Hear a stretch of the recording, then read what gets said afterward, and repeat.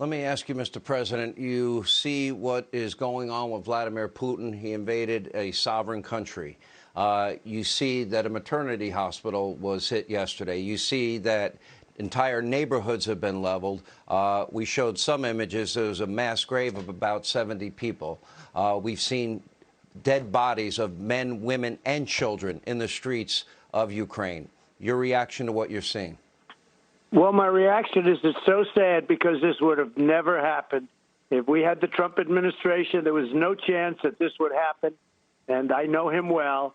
And this was not something that was going to happen at all. And next you'll see. I mean, let's see what happens. Let's just watch. But when this horrible situation happened in Afghanistan, it's not even believable how incompetent it was. The way they withdrew or surrendered or whatever you want to call it, bad things started happening for our country. The border's bad. A lot of things are bad. Inflation's bad. But the way they got out of Afghanistan looked like a complete surrender. And I'll tell you, Putin was watching and President Xi was watching and the leaders in Iran were watching and Kim Jong-un was watching, North Korea. They were all watching, Sean. And I'll tell you, bad things started to happen. They no longer respect our country. And that's how this came about. It would have never, ever happened. And he understood that. We talked about it, and we talked about it strongly. Let me ask you something. Because under the Biden-Obama administration, in 2014, they annexed Crimea. Nothing happened when you were president. And now this just happened with Ukraine once again. And now they're invading the whole damn country. And innocent men, women, and children are getting killed. And let me ask you, you say under your administration this never would have happened. Why do you say that with such confidence? Well, before I answer that, I'll tell you that under the Bush administration, it was Georgia. Not the Georgia that we know and love, but Georgia nevertheless. It was Georgia. And so it happened, but nothing happened during our administration. And that includes with Taiwan. Now they're flying bombers right over the middle of Taiwan. That didn't take place. Nobody discussed it. And I also had the conversation with President Xi of China.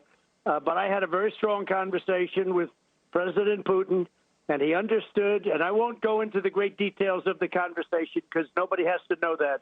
But I will tell you, it never, ever would have happened if I was president, if we had the Trump administration in there, like we had tremendous years, tremendous success, economy, energy independent, all of the things that the largest tax cuts in the history of our country, which helped bring about the greatest economy we've ever had, this would have never, ever happened. So when I look at it and I look at the horrible things taking place, you wouldn't even believe what's taking place. I mean, to have everything on video because people have cell phones today. So you see all of this, you see most of it in one form or another on video.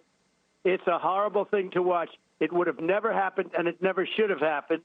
I just watched on your show, I just watched the vice president laughing about the immigration, that's this horrible situation with the immigration, and I just watched the laugh, and it was almost like the laugh of a mad woman to be laughing about that.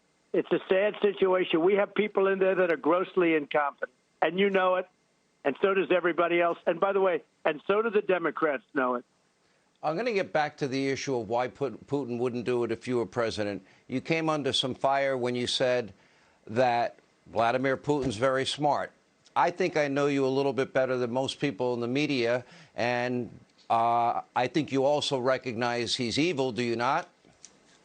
Well, I was referring to the fact that he said this is an independent nation, talking about Ukraine. And I said, some said, this is before there was any attack. He's calling it an independent nation. Now, a lot of things are changing. When you look, this doesn't seem to be the same Putin that I was dealing with. But I will tell you, he wouldn't have changed. If I were dealing with him, he wouldn't have changed. You know, I supplied, and I know Biden is trying to take credit, and they're all trying to take credit about many of the things, the incredible things that we did in the Trump administration. But we supplied the anti-tank busters. They're called javelins. Yeah. And without them, you wouldn't have anything like what's happening. I mean, they're knocking out the tanks one after another, and This has become a much tougher situation, much, much tougher. Also, gunnery for the aircraft, for knocking out aircraft. You know, a lot of aircraft's been knocked out of the air. That's why everyone's saying, how come there aren't very many Russian planes overhead? Well, we hit them with the Stingers and all of the other things that we supplied. We supplied tremendous amounts of equipment so they could defend themselves, and they've done a great job. You look at what's happening, however, with the planes. That's all botched up. The planes from Poland, that's all botched up, and would you have allowed those thing to be watching? Would you have provided planes to Ukraine now that they're showing a willingness to take on Putin and fight? Well, I would have done it a lot differently than they've done it. And what they've done is just terrible. Back and forth between the United States. Look, Biden, every time he gets up, he says they are a nuclear nation. He should say we are a nuclear nation. And, you know, I rebuilt our whole nuclear arsenal. Stronger, bigger, better than ever before. It's better and it's bigger than Russia. He should say, we are a nuclear nation, and we don't want war, and we don't want to wipe out anything to do, and we don't want to wipe out Russia. This is the way he should be talking. Instead, he's saying we don't want war. We're not. You know, he doesn't talk about our nuclear capability. He keeps saying that they are a nuclear nation. We don't want war, and he's playing right into Putin's hands when he does that. But Putin's having a lot of trouble right now. He's having big trouble because he thought this was going to be a 48-hour deal, and the Ukrainians are good fighters. And largely, to a large extent, or certainly a big help, was the fact that we gave them a lot of javelins. You know, they say, I don't know if you know, Sean, they say that Obama, Biden gave them blankets, and Trump gave them anti-tank busters and javelins.